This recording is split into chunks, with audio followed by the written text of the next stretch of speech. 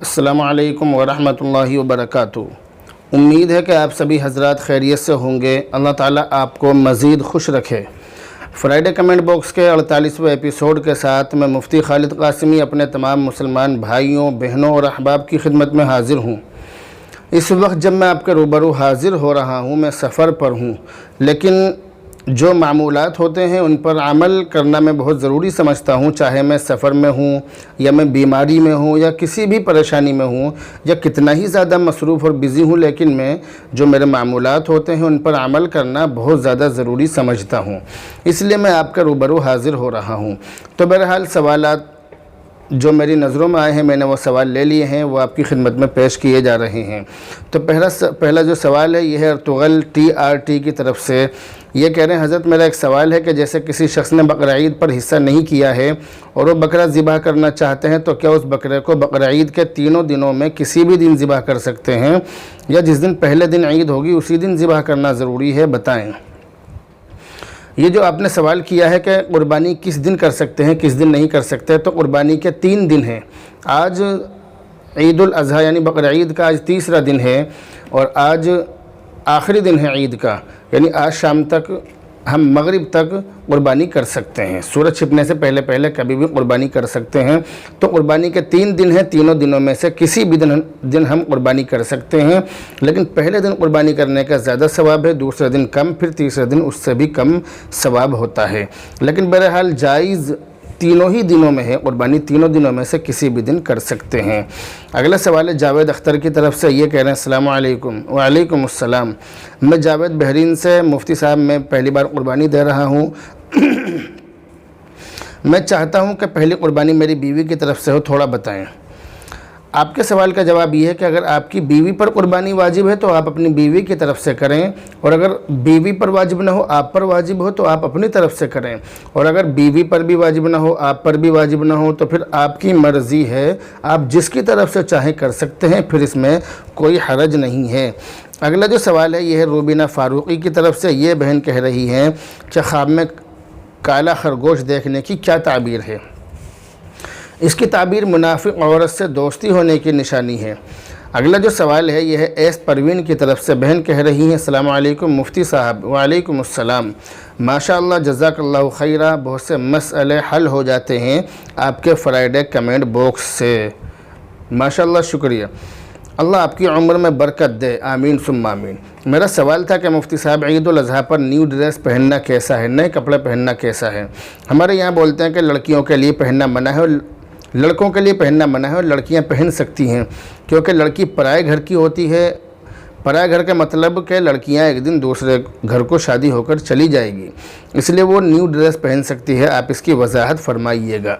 آپ کے یہاں جو یہ بات مشہور ہے کہ عید الاضحیٰ کے دن لڑکیوں کو نئے کپڑے پہننے چاہیے اور لڑکوں کو نہیں پہننے چاہیے، یہ بات بالکل غلط ہے۔ عید الاضحیٰ اور عید الفطر پر حکم یہ ہے کہ لڑکے ہوں یا لڑکی، کوئی بھی ہو جو عید منا رہا ہے، اس کے لیے حکم یہ ہے کہ وہ اچھے سے اچھے کپڑے پہنے، جو کپڑے اس کے پاس میں ہیں ان میں جو اچھے سے اچھے کپڑے ہیں انہیں پہننے کی کوشش کریں، لیکن نئے کپڑے پہننا یہ ضروری نہیں ہے۔ اگلا سوال ہے جمیل صدیقی کی طرف سے۔ یہ کہہ رہے ہیں السلام علیکم مفتی صاحب۔ وعلیکم السلام۔ مفتی صاحب قربانی کی نیت بتائیں۔ قربانی کی نیت ہم بس اس نیت سے قربانی کر لیں کہ میں اللہ کے لیے قربانی کر رہا ہوں، اس نیت سے قربانی کر لیں، قربانی ہو جائے گی، باقاعدہ طور سے الگ سے کوئی نیت کرنے کی ضرورت نہیں ہے۔ اگلا سوال ہے حافظ تبارک رحمانی کی طرف سے۔ یہ کہہ رہے ہیں السلام علیکم ورحمۃ اللہ وبرکاتہ۔ وعلیکم السلام ورحمۃ اللہ وبرکاتہ۔ وہ مفتی صاحب سمجھانے کا کیا نرالا انداز ہے، اللہ آپ کے علم اور عمر میں برکت عطا فرمائے، آمین۔ حضرت حافظ صاحب بہت بہت شکریہ، اللہ آپ کی عمر میں اور علم میں برکت عطا فرمائے اور آپ کو دین و دنیا کی دولت سے مالا مال فرمائے۔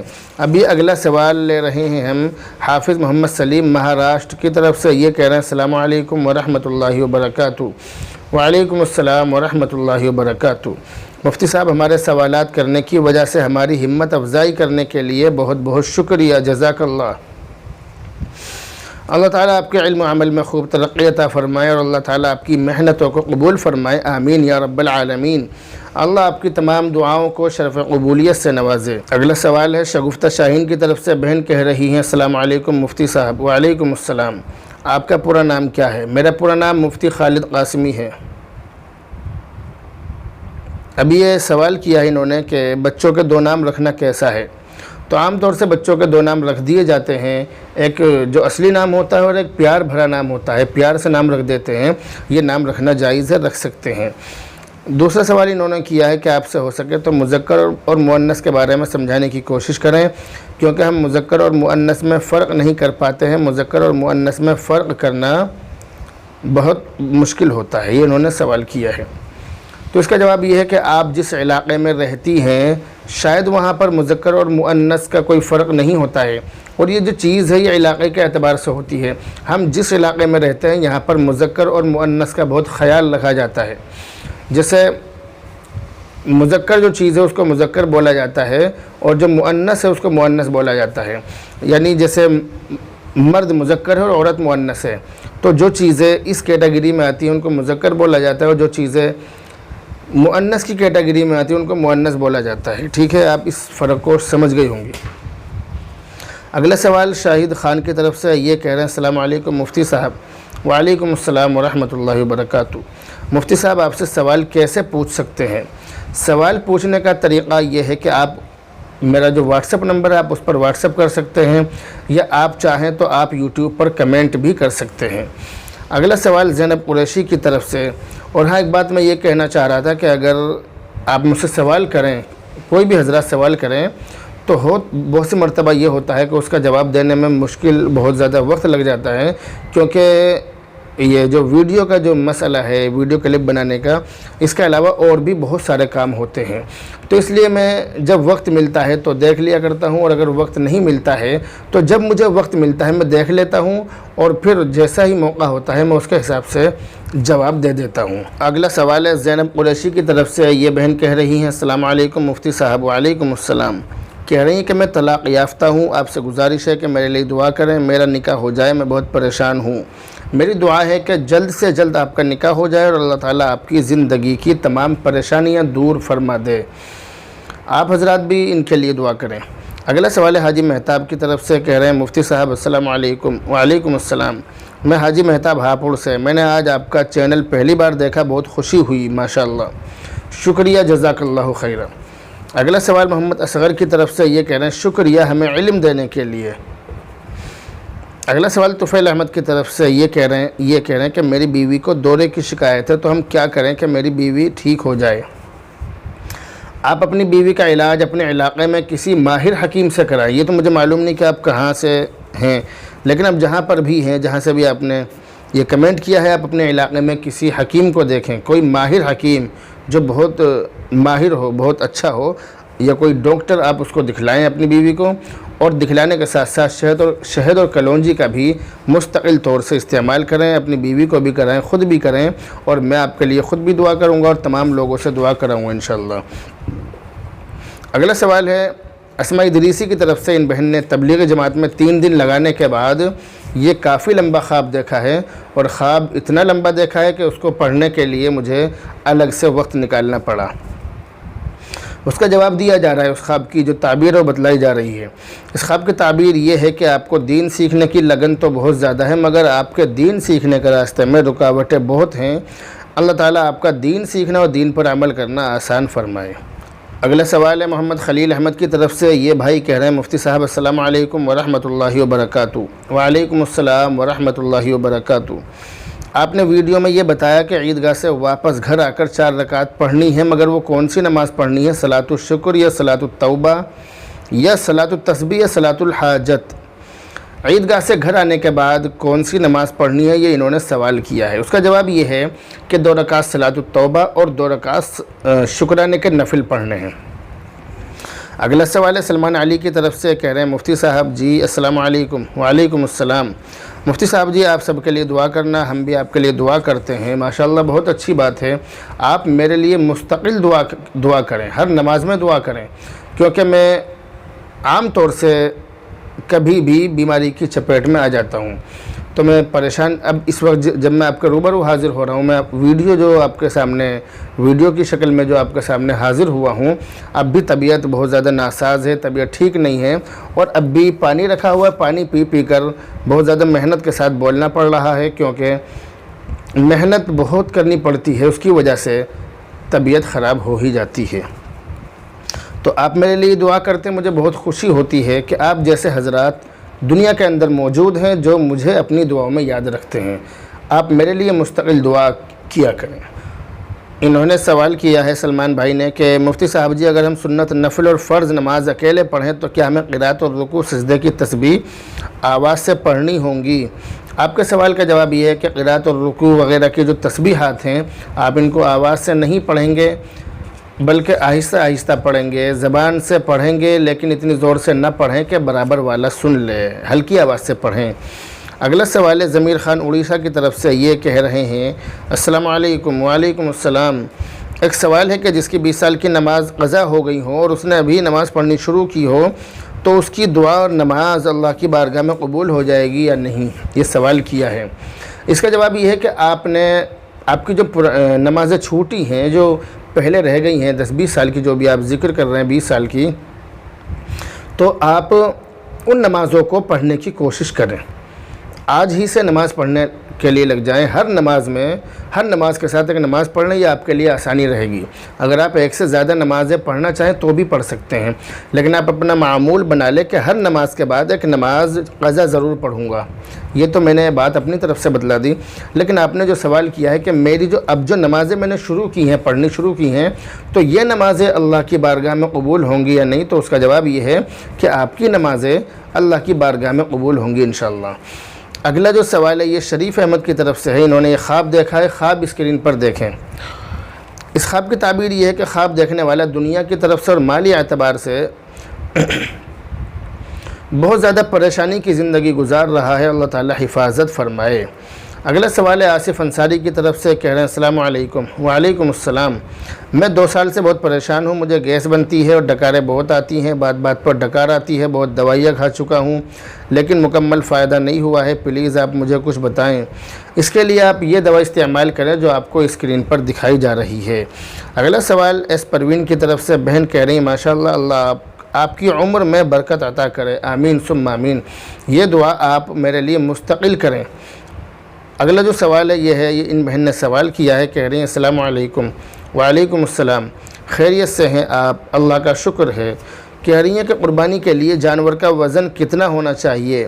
قربانی کے لیے جانور کا وزن نہیں دیکھا جاتا بلکہ عمر دیکھی جاتی ہے، عمر پوری ہونی چاہیے۔